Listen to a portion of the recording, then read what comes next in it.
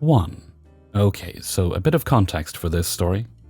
At the start of each school year, my high school's new seniors get assigned a parking space for the rest of the year. Once you're assigned your spot, it's a fun rite of passage to paint it, which the school provides the paint for and gives a day of class for all seniors to go paint. This tradition has been going on for 4 years now. 3 years ago, a senior student in my school was killed in a car crash, along with her younger brother and mum. Her painted car park reads, "This is Jane's car park, the best girl in the world. Back off," and has tons of gorgeous flowers painted on it. After she passed away, all the seniors from her year wrote beautiful messages on her car park in Sharpie. Since then, whoever was assigned her spot has never painted over it. It's an unspoken rule that if you get her park, you simply go and help someone else paint theirs for the day. This story takes place at the start of the year around March, which is when Australian students start their school year. In the first week of school, the rest of the senior cohort and I received our car park allocations. I was given the park 2 spots down from Jane's, which is how I know it went down. So, it was car park painting day. All the seniors headed down to the school's park and went about finding our spots, which have little numbers in front of them like A1, A2, etc. I find mine pretty quickly and go about sketching out my design in chalk. After a few minutes, I hear someone swearing beside me. I look up and see Liam standing over Jane's spot, complaining loudly about having to park in the dead girl's spot, and that he was going to be cursed. I roll my eyes but ignore him and he leaves, until a few minutes later when he comes back with paint. Now, I actually knew Jane for the first 2 years of high school, and she was in my role marking class, so there was no way I was going to let someone paint over her memorial. I stand up and walk over to Liam, who was struggling to get the lid off the paint tin. I figure that maybe he just wasn't aware of the unspoken rule. So I stand in Jane's park and gesture to his paint tin. "Nah, we don't paint over Jane's spot," I say. "Just kind of an unwritten rule out of respect." Liam looks up at me and scoffs dismissively. "Nah, I was assigned this spot to paint, so I'm gonna paint it. It's been ages since she died." The boy on the other side of him looks over and shakes his head and says, "Don't paint it, dude, that's messed up." Liam ignores him and continues trying to get the lid off the paint. A lot of people are listening in now, and a girl in the spot behind him goes and fetches a teacher. The teacher takes Liam aside and tells him that he isn't allowed to paint over Jane's memorial, and that he can be reassigned to the one remaining parking spot. Liam refuses, saying that the available spot is at a really awkward angle to park in. It isn't, and he wants Jane's. The teacher says okay, but no painting. Liam comes back and sits on the side of the park, grumbling. I considered offering him my spot as I'm terrible at painting anyway, but decided he didn't deserve it. Cut to 2 days after the incident. I get to school early as I'm doing volunteer hours in the uniform shop. As I'm folding, I hear 2 admin staff talking about the crazy lady that barged her way into the principal's office yesterday morning. Turns out that Liam's mum came all the way down to school just to chew out the principal for not letting her son paint his park, and that they have another meeting scheduled for the next day. Wow, crazy, I think, but I don't pay it too much mind. 2 days later, I'm called into the principal's office in the first period. I walk in and I see the principal at his desk. Liam, his entitled mother, and the boy who told Liam not to paint the park all in the room. The principal greets me, and I stand somewhat awkwardly by the door, as there are no remaining seats. "Okay, Jake," the principal gestures to me and the boy, "we're here today to talk about the events on Monday. Liam and his mum are saying you two tried to get physical with him when he wanted to paint his park." Jake and I look at each other and both give him an awkward half-laugh. "Sir, we didn't go anywhere near." "I know what you two did," the entitled mother cuts him off. We all look at the mum in surprise. The principal says, "Entitled mum, if you could just let Jake finish his sentence before." "Are you trying to tell me you don't believe my son? Of course they're going to say they didn't do it. It's 2 against 1, she squawks. There were lots of other students that day who I'm sure can... "No, they all hate my boy. It's because of his race. They single him out." Now, something really important to note here is that Liam is white. I am white. The principal is white. Entitled Mom is white. Jack is black, but this is a predominantly white school. We all sit there in silence. The entitled Mom is huffing and puffing, while Liam has gone very red. The principal pauses and then tells Jake to finish recounting his story. Jake explains what happened and I back him up. The mother makes snide comments throughout, but we all ignore her. The principal thanks us and tells us we can go, despite the entitled Mom's protests, and that he will be asking the teacher on duty what happened. Now, I wish I could update on what happened afterward, but neither Jack or I really know. We were never called back into the office, and Jane's parking spot remains the same. Liam now uses a spot that he previously declined, but interestingly he never painted it. Jack and I talk about it a few weeks after being called into the office, and he said that the school called his parents to inform him about the meeting, but the school never reached out to mine. Some good did come of this, though. Jake and I started talking, and he asked me to be his date to our formal in a few weeks. I said yes. 2. I'm a 25-year-old female, and I went to the grocery store to pick up snacks to marathon a show I liked. Usually I'm fine with stores and public places, but it should be noted I have severe anxiety and mild autism. I'm heavier and about 5 feet tall, so I'm not an intimidating person in any sense of the word. Content to ignore and be ignored. In the bakery section of the store, patrons can get a box and pick freshly baked sweets for themselves from the racks. I have a sweet tooth, so I figured I would get a few donuts and cherry turnovers. When I first walked up, I was the only one there, but I didn't want to linger and take up space if someone else walked up. As I'm getting chocolate cinnamon rolls, there is a loud screech behind me. I thought someone was legitimately hurt, so I turned to look up, only to have 2 preteen kids shove in next to me and start poking the food in the display, reaching for anything they could grab, including what I had already gotten myself. I reflexively pulled away with the box because I don't like being touched, and I don't want strange kids touching food I planned on enjoying. Apparently, I made a mistake by doing this, as EM herself arrives with a scowl on her face and glaring at me like I was some demon. She holds out her hand expectantly. Hand it over. What? Give me the box. No, I was... Give it. And she snatches the box from me. The thing about these boxes is they're very flimsy, and all the small-size ones were out, so I grabbed the one made to hold a dozen donuts. By grabbing it from the corner, she managed to let the bottom drop, and everything I picked out fell on the floor.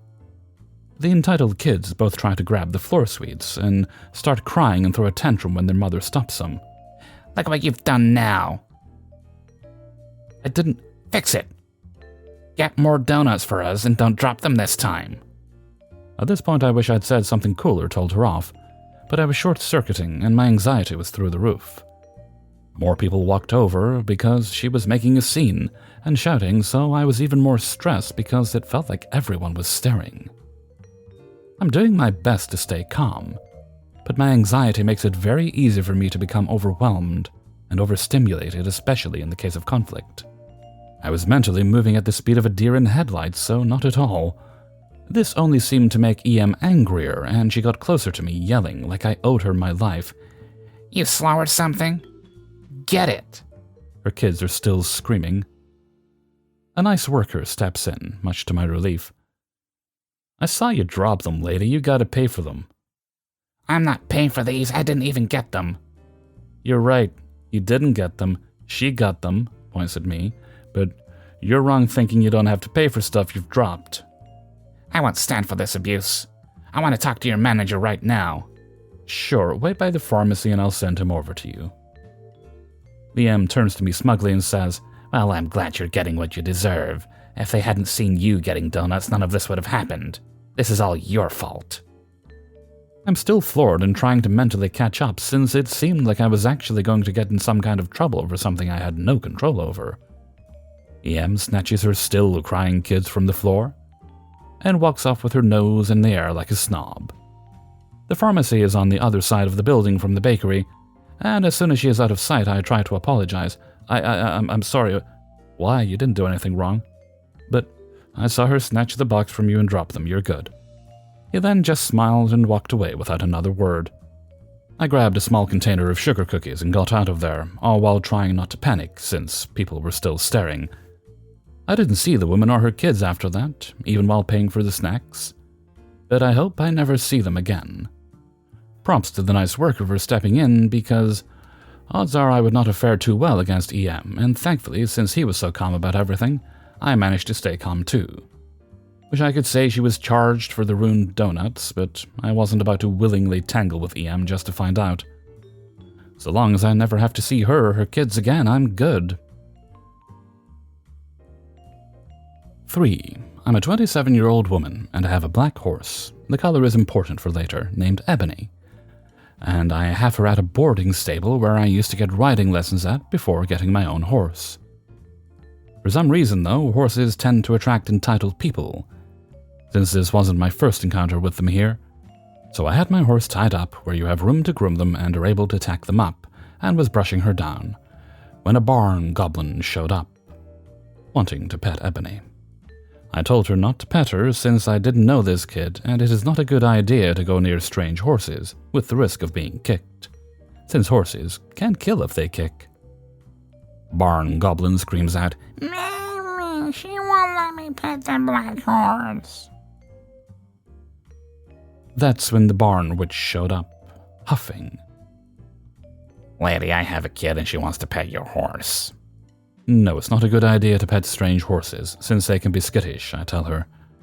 Barn goblin wants yours, though. She only likes black horses, and the trainer only let her ride a white one.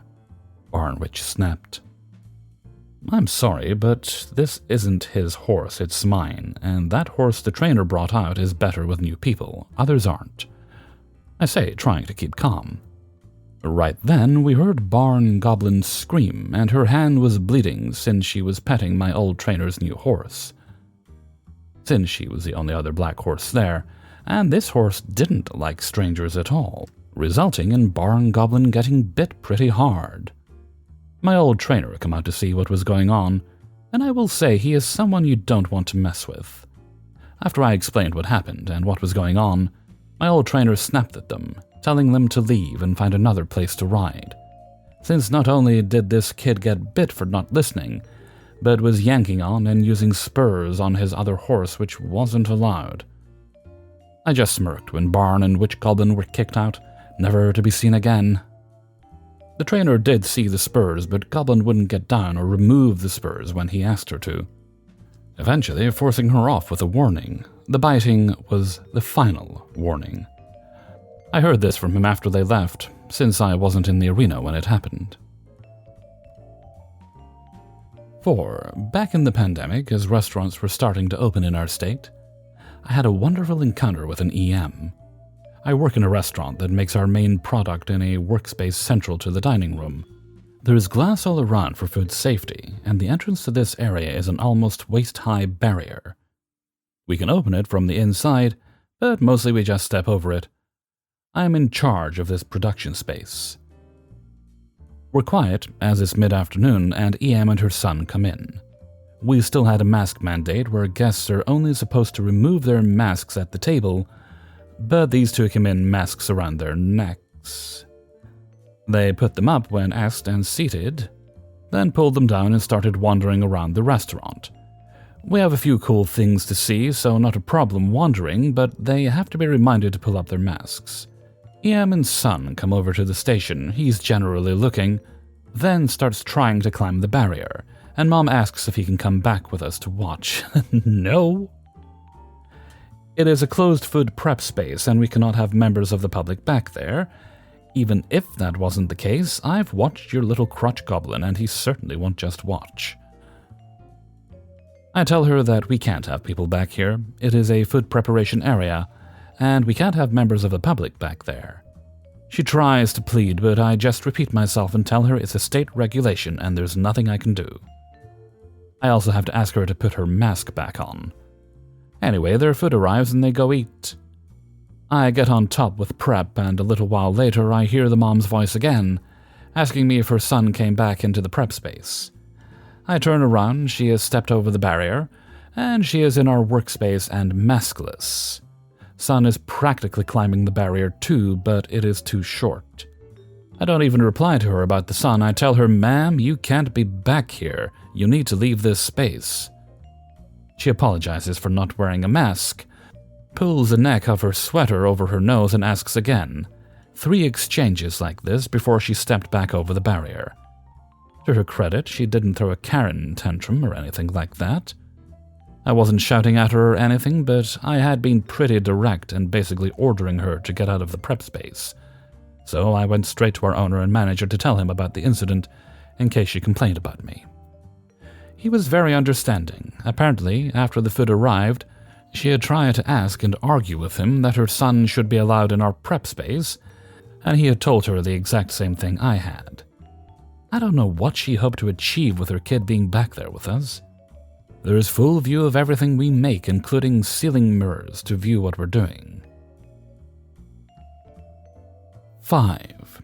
So I've played hockey since I was little.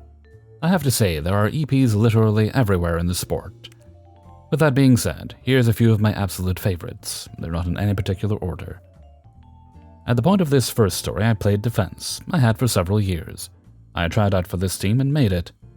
However, the coach realized he had too many defensemen, so he had a secondary tryout for us.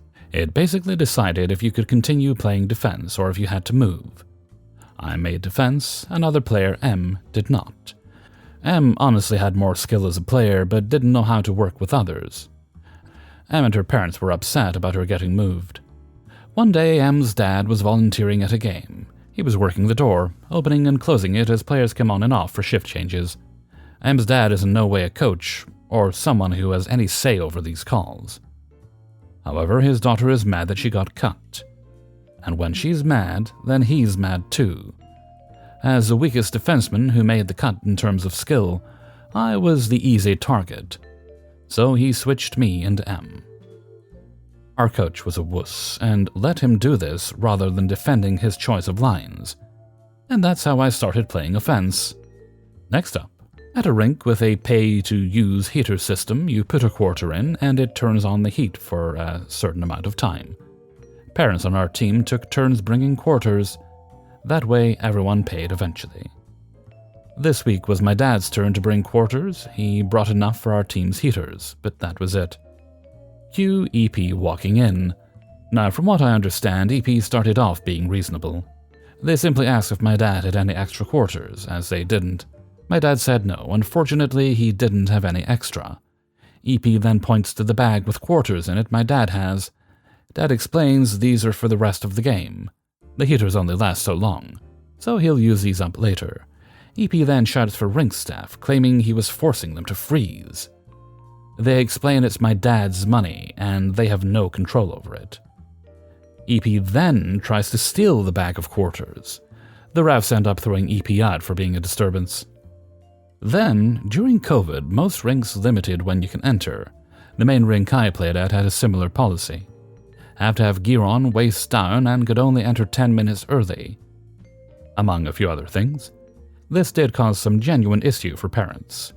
Parents with young kids were often forced to spend time while freezing in their car, so I try to have sympathy for those fighting to be let in early.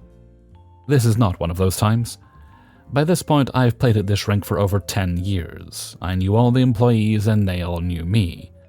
So when I walk up 8 minutes before my practice, they just let me in. They don't ask who I am or what team I'm with. They know that already, and they know I'm on time. Another team was waiting to be let in. They could enter at the same time my practice was starting. At first, I felt kind of bad for them. That day ended up being the coldest that winter, so I understood why they wanted to get in early. But then one mom tried to stop me from entering. She decided if she and her kid weren't allowed, no one was. Several other parents backed her up on this. It wasn't helped by the fact that they just let me in because it had the appearance of them selectively caring about this rule, but anyway. I can't, so you have to stay out here too. Really bothered me. There was a girl in my high school team. Didn't make captain. She was a junior. Our coach almost exclusively chose seniors. The only reason he hadn't her first 2 years was because there weren't enough seniors to do that. She was mad because she felt entitled to it. She bitched, but didn't do much. Her dad was the one who really went above and beyond on entitlement, though. He went over the coach's head to school admin, demanding she be made a captain. Admin referred it back to the coach. He didn't change his decision. He told me later this also ruined her chances of being a captain her senior year. He needed someone who could stand as a leader. She obviously couldn't. Another time, a group of parents were mad about their kids' playtime. Their kids actually already got the most. That's not the point here, but it does make this worse. They asked the coach to put them on the ice more. The coach refused. He said the kids couldn't handle it, and also it was unfair to other players on the team. They then took this to the program admin, accused the coach of playtime bias. His daughter was on the team, and they said he favored her. I honestly think she saw the least ice time. Got him fired, and replaced him with a new coach who would play them more. Guess what? The first coach was right, and they weren't ready to handle the higher amount of playtime. Lastly, I was running a score lock for a co-ed game. It was really a boys' team that couldn't legally deny the one girl a place on, due to a lack of opportunities for girls at the time. The team was old enough to check, for those unfamiliar with the term, these are the big hits hockey is known for. By this point, there's a very common phenomena called aiming for the ponytail, especially targeting female players because they're female. It happened to me at this level. It happened to the girl in this story. It happens to just about every girl who plays on a boys' team at checking levels. To be clear, I have had people admit to actively trying to hurt me because I'm female. It's a real thing. It also has a flip side to it. Not only are they targeted more, when they go down, they're often called weaker for it. Anyway, the girl on the away team goes down onto the ice hard. Refs see a player on the ice for too long and stop play. One of her coaches goes out to check on her. They soon call me onto the ice too. I am the youngest non-player and can walk on ice more safely than others. They had me call 911 and asked me to follow the instructions the operator gave me. The girl was unconscious, completely knocked out, entirely unresponsive. They sent an ambulance over immediately, but it's a remote rink. It'll take a bit to get there. Meanwhile, one of the parents loudly starts yelling that the girl is faking it for attention. If she can't hit with the guys, she shouldn't play with them. Again, she's not just bruised or winded, she's literally unconscious. The refs even tell the parent as much in an attempt to get them to shut up. The parent then demands they restart the game. They'd rather play than make sure she's okay. After a few minutes of fighting, the refs try to toss the parent out. They refuse to go. Cue me being asked to call the non-emergency police line to have them removed. The refs don't carry their phones during games. Apparently, the parent later petitioned banning girls from the league. They increase the danger to themselves and others and hold up the game due to being weaker. This is, first of all, illegal due to the lack of access near us. But also just, what the fuck? Hey everybody, Hellfreezer here, and thank you very much for listening to the Impractical Proudness of Parents, Ipop, episode 95. And thank you very much to everybody who allowed me to use their stories in this video. Before you go, please hit the like button and share the video with a friend or family member. And also hydrate. Right, let's see, we're going to move right along to Hellfreezer's question of the day. And today's question is: things from your childhood you used to enjoy, but don't do as an adult, but you think you probably should. That might be a favorite food stuff you used to have, or it might be like a TV program you watched, a place you used to go, an activity you used to do. I used to go swimming when I was a kid. I quite enjoyed it. And the only reason I wouldn't go swimming again now is because I don't like being around a lot of people, especially noisy people. I like things peaceful. So if I ever do go swimming again, I'll have to become a millionaire and get a private pool. While you can technically swim in virtual reality because I've done it, it's weird. Also a lot drier. But let me know what you think. What are some things from your childhood that you'd kind of like to do again, but for some reason you don't? Okay, and with that, I'm going to head off for now. So until next time, thank you very much for listening, and take very good care of yourselves.